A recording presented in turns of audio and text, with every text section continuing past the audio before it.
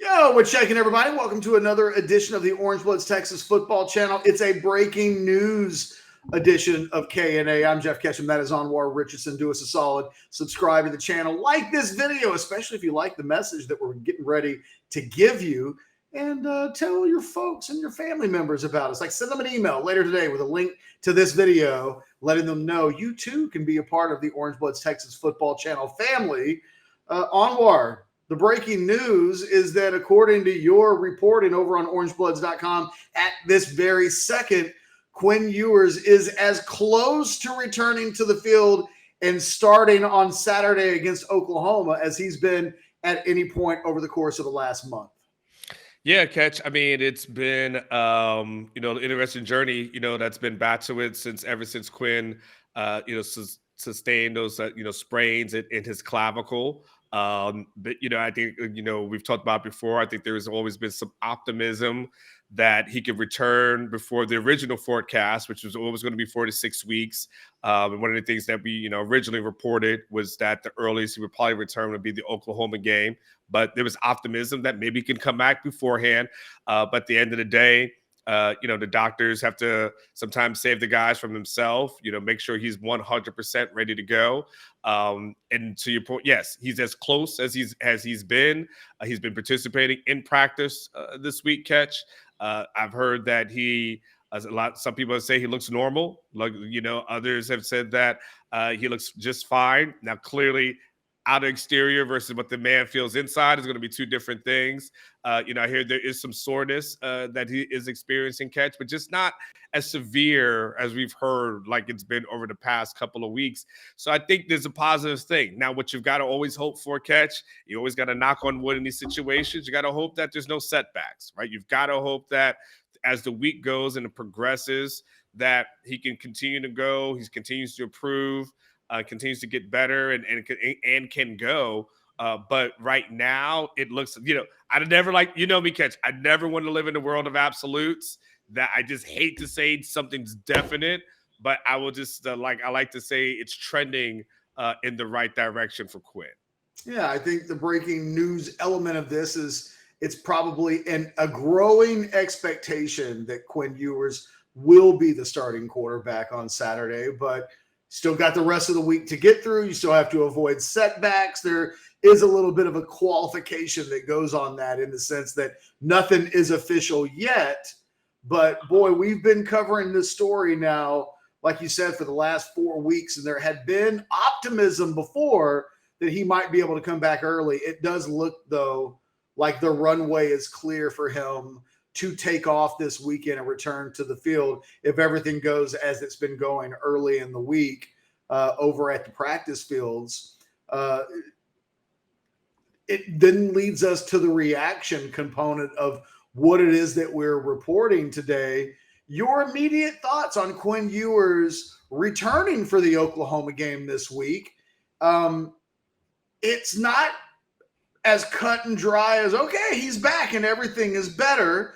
It does come, I think, with, some handrails that need to be held on to a little bit as he makes his way back from not having played a game since week 2 of the season. But there's no doubt about the Longhorns will be excited to get the guy that they think gives them the best chance at the quarterback position to win any game they play the rest of the way. Yeah, it's an interesting thing, Catch. There's a part of you that says, man, you don't want to throw him in versus Texas OU. I mean, that's a hell of a thing to throw a guy into for what would technically be his third start. But then you say to yourself, well, damn, throwing him in versus Alabama in week 2 was probably just as bad, if not worse, when you really think about it. So it's kind of like chicken or the egg, which one is worse at this point. So I think at this stage of the game, you just got to tell yourself, man, okay, when you saw enough in Alabama in that short sample size where you felt, okay, this guy's got something. He's got the potential to do something. The stage wasn't too big for him at that moment. Now, look, it was at home, so that makes a huge difference. This is going to be on the road, hostile environment, a lot of different things. He's never played in anything like this. He's played in the state championship game. But this is going to be totally different. You covered this game for years and years, probably 20 plus 30 years, whatever it's been. easily, right? You're making God, don't do that. Don't do that. I mean, catch. It's You true, remember but don't back do in that. Catch, you remember when you went to the fairgrounds when you were 9 and saw this game? I mean, like, but you know, all jokes aside, uh, it's a crazy environment to throw him into. But you know, this one of the things we've talked about is like, hey, if your number one guy is ready to go, what do you do? And if your number one guy is ready to go and he's ready to play, you know, I asked Sarkisian about this on Monday. He said you basically just play the best guy. But you know, I think that also boils down to then the way you decode that is you play your starters, right? And then so you're not losing it to injury. Your best guy was that person who was your number one on your depth chart before the injury occurred. And I think that's where we're going back to now. So if you're Hudson Card, catch, and I know we'll have a conversation about him. If you're Hudson Card, you'll say, hey, he was able to put a lot of good film on, and that's going to help you, behoove you in the future. But, you know, I guess if you're Sarkisian, is Quinn's your guy, then Quinn's your guy. The ideal situation would have been to have him back next week in a run up to the Oklahoma game by playing against West Virginia. The reality is you are now at a point where I don't think there's an ideal easy way to ease him back in. You've got Oklahoma this week.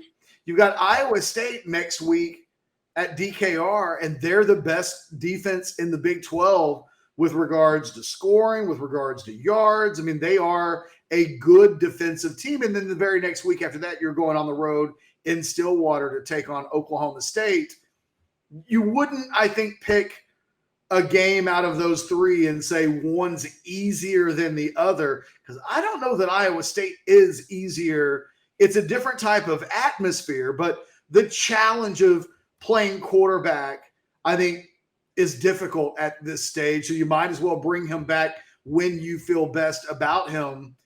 You know, we already knew that the quarterback position on the Oklahoma side of things would be one of the storylines in this game. And we know the same thing about the University of Texas, whether it was going to be Hudson Card or Quinn Ewers. It's part of the narrative of what the story is on Saturday. And if you're Texas, you just need your best quarterback to come back and hit the ground running as cleanly as possible. I think one of the only nervous elements of this game for me from a Texas standpoint is Quinn Ewers hasn't played a game since the first quarter of week 2. And it shouldn't shock anybody if it takes him, because games are different than practice. There's just no doubt about it. So it might take him a quarter or two to settle into what the Texas OU game is from a speed standpoint. I mean, I think every player that's ever played in that game will tell you everything just happens a little faster, and it takes a little settling down. Yeah. I mean, Oklahoma went through it last year. Texas came out of the gate so strong, and Spencer Rattler never completely settled down. And then it wasn't until Oklahoma puts in Caleb Williams that they got their feet underneath them. I think the story for Texas in this game now becomes how quickly can Quinn Ewers get his feet on the ground and feeling like it's not going too fast. If it happens in the first drive of the game, money, right? But if it takes a quarter to settle in, it's just what you've got to do in the name of it's. That's going to be the case. Whatever his build back time is, it's kind of the price you have to pay to get that guy back on the field. Yeah, I mean, 100%, right? I mean, because to your point, it's crazy. I mean, that environment's crazy. You talked about Texas hitting the ground running. I mean, first play, Xavier Worthy takes it to the house, right? And we're off and running, right? At that point, we've seen the emotions, you know, that have happened. And again, this is, you know, that cliche game, catch, where you talk about throw the records out. I mean, again, I've seen a Charlie Strong team that finished with 5 wins, but beat OU, you know, a good OU team that year. Like, weird things happen in this game, the emotions, the you know, all that. And maybe Quinn being so even keeled The thing we've always heard about him and all the sources have told us is that he doesn't really get too high, doesn't get too low. He's like kind of like straight laced here. Maybe that helps him where it's going bonkers and bananas. But since he's not a hype guy, he's just like, oh man, it's kind of loud in here. And then, and goes and does what he normally does, So, but yeah, do we know what? We saw, the first game and, La Monroe, then of course, a little bit of Bama. It is a tricky thing to throw him back in there. But, I guess at the end of the day, yeah, I don't know, Catch. I feel like I saw enough. There's two things I think I saw enough of where I feel a little comfortable in, and hopefully this, knock on wood, this won't be famous last words. I saw enough of Quinn versus Alabama where I thought, okay, this guy's pretty good. This guy could be pretty damn good. And I saw enough of Oklahoma versus TCU where I was like, ugh, I don't know how good this team is. Now, maybe there might be something in the middle, but I saw enough to form some opinions here. Now, again, I understand it's a rivalry game. Maybe OU comes out and it just they play with their hair on fire and whatever. But I think I've seen enough to know. I know I've seen enough to really believe that one team and one quarterback is really good. And I've seen enough to see of another one. I'm like, ugh, they look pretty bad. I think one of the interesting elements of this game is that there's so little film of Quinn Ewers at this point that I think one of the big question marks about Quinn through the rest of the season is that at some point there will be a scouting report on Quinn based on his early success and early performances. So teams will adjust from what it is that they're doing early against Quinn. But Oklahoma really won't have that luxury. That might be a luxury that Oklahoma State has, and that might be a luxury that TCU has later in the season, or Kansas State, or whomever, that eventually there's a book on Quinn, right? And that this is what works best, and this is what teams have done that doesn't work at all. And then once there's a book on a guy, we saw this with Casey Thompson a year ago, and it also kind of coincided with when he got injured. But teams adjusted and decided this is how we're going to force Casey Thompson to beat us if he's going to. And then it's really up to the player to then adjust and the coaching staff at Texas. That won't be the case this week. So whatever it is that Oklahoma does, it won't be because they've got a clean scouting report on what Quinn does best and what he does worst. And so then you've got them adjusting, and then Quinn has to adjust. And then how he adjusts to the adjustment will tell us a lot about where he is truthfully as a college football player in his first year as a starter. I think this week now becomes really about Steve Sarkisian. And if you know that Quinn may need a drive or two or a quarter or two or even a full 60-minute game to completely find his rhythm again that he was starting to find against Alabama, if you're Steve Sarkisian, what has to happen now is you have to create a game plan and opening script that's as Quinn-friendly as possible. What can Steve Sarkisian put in place for Quinn Ewers that helps him settle down, find his footing, and kind of hit the ground running as soon as he possibly can? I don't know that responsibility is completely on Quinn. I think a large portion of it will come down to what Steve Sarkisian creates for him.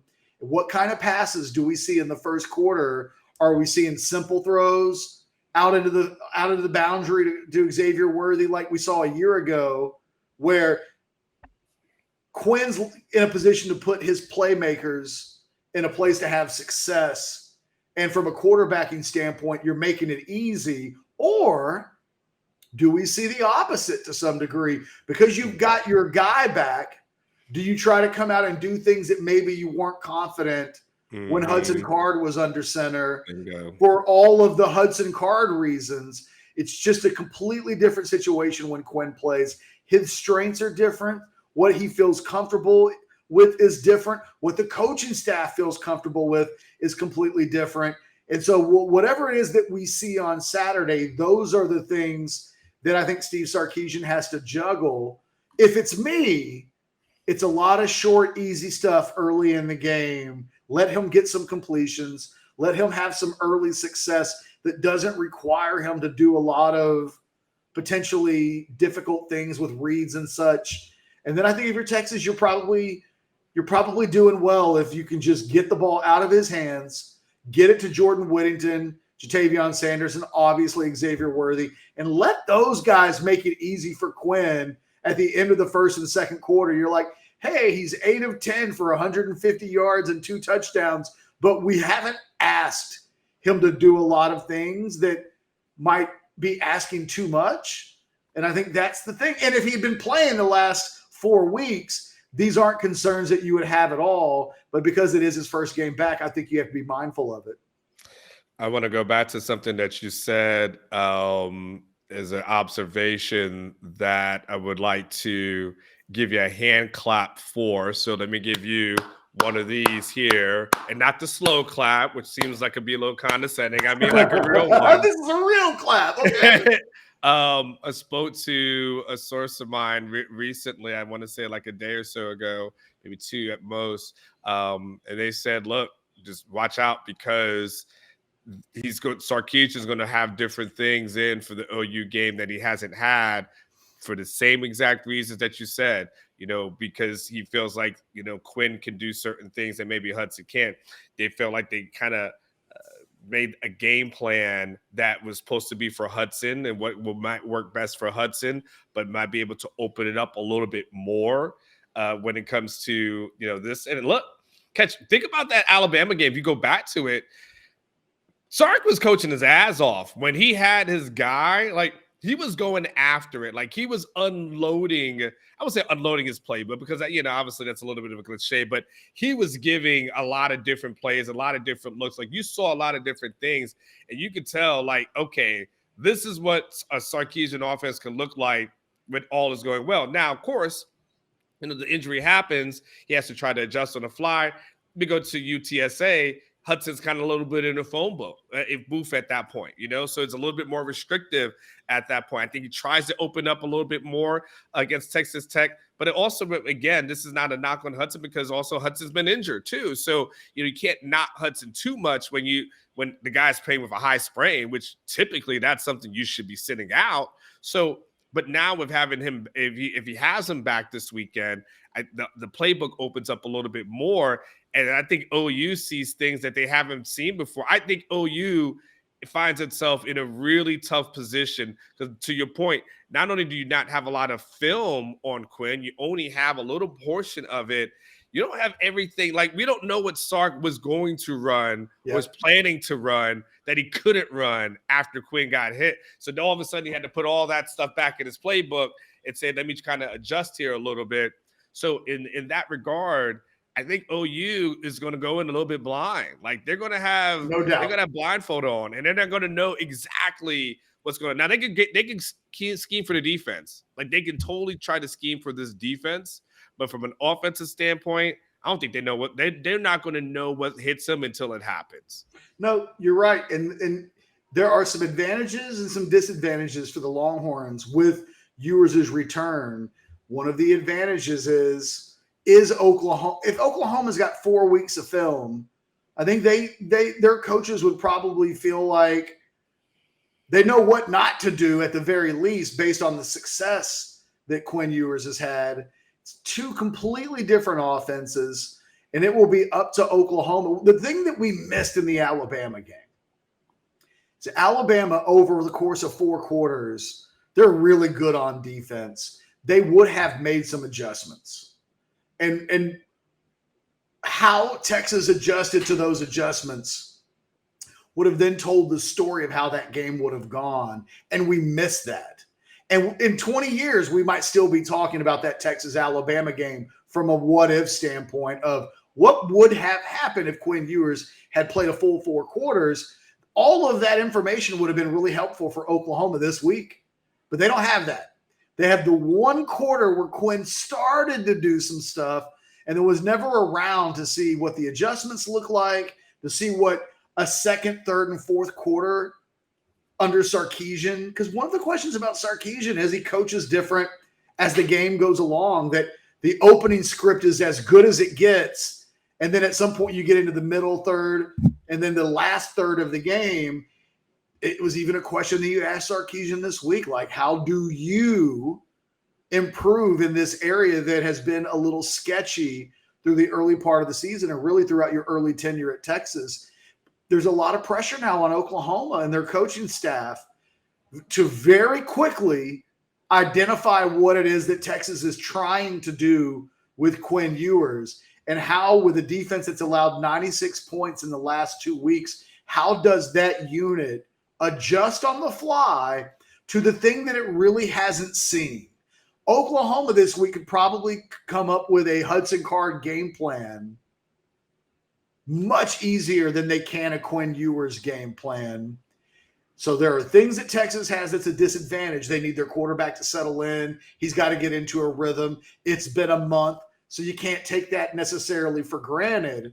But the fact that Oklahoma is at such a disadvantage with, they're trying to improve their defense this week and trying to pick up the pieces and rebuild Humpty Dumpty after what TCU did to them just a week ago, where they become a national laughingstock. Doing that on the fly against a player that you don't really have a book on is really difficult. Brent Venables is supposed to be one of the best defensive minds in college football. His ability to be good this week is every bit as important as Sarkisian's need to be good.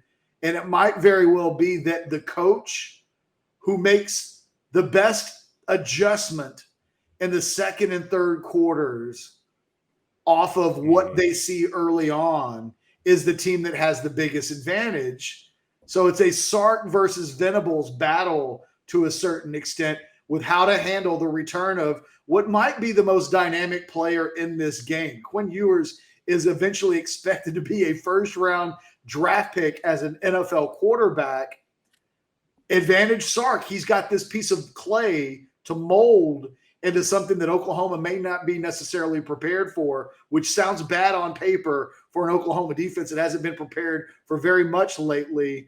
If Venables is able to make that adjustment and suddenly is putting pressure on Ewers and making life difficult for Ewers, then it becomes the responsibility of Steve Sarkisian to find a way to get Ewers comfortable. And that is the chess match of this game on that side of the ball for both Texas's offense and OU's defense that now defines what this game becomes about. And I couldn't be any more excited to see how it unfolds. This is what we've been waiting all season for. Yeah, I mean, I think, that's the thing. Like, there's two things to it, right? You had talked about what needs to happen initially, but then we know that the challenge has been from this offense has been really the second half, like what they do there. And so we know that's opening script. If there's a betting line on if Texas is going to score on their first drive or second drive, something like that, you take that, right? Yep. You take that. Now the question is, though, if you got a line as far as what they're going to score in the fourth quarter, you probably take the under more times than you wouldn't. If I set the line at 6, you 6.5, you'd have to probably think about the under. That becomes the thing, Catch, going forward. Is it's how you start is going to be one thing. That's the problem with this last game last year, Catch. It wasn't how Texas started. This is how they finished, and they couldn't finish strong. That was the issue. Hell, Catch, we even saw that in Texas did win this game, but even the Sam Ehlinger game where Texas won, I mean, Catch, they started off, I mean, it was great, and then next thing you know, they didn't finish. Now, eventually they won that game, but finishing this game is huge. Like, that's the thing that Texas has lacked. And so there's another thing, like, and so how they finish is one thing. And then the second thing, too, or third thing as relates to that, Catch, is so Keisha's got to, he's got to make sure his quarterbacks is not only ready for this environment, but, Catch, Steve Sarkisian has one win away from DKR since he's been here, and that win occurred at TCU last year. And so now I'm including Dallas as a neutral field. He has one. So this is another big thing for him. So having his quarterback back, having the guy that he wants, as this guy, I think that helps him tremendously. But finishing the game, that's going to be, that obviously is going to be huge for this team if they got the chance to be ahead going into the fourth quarter. No doubt about it. Leave your comments in the comment section. What does the return of Quinn Ewers to the Texas lineup mean in your estimation? We'd love to see your commentary in the comment section. Do us a solid, like the video, subscribe to the channel, get those notifications. We will have content throughout the rest of the week, including live shows on Tuesday and Wednesday night with myself and the Drunk Uncle tomorrow on Wednesday. But for now, we were glad to bring you a little bit of breaking news here on the Orange Bloods Texas Football Channel. Until next time, you guys be good to each other. And guys, it's going to be an exciting game on Saturday. Here's to a lot of fun. We'll talk to you later.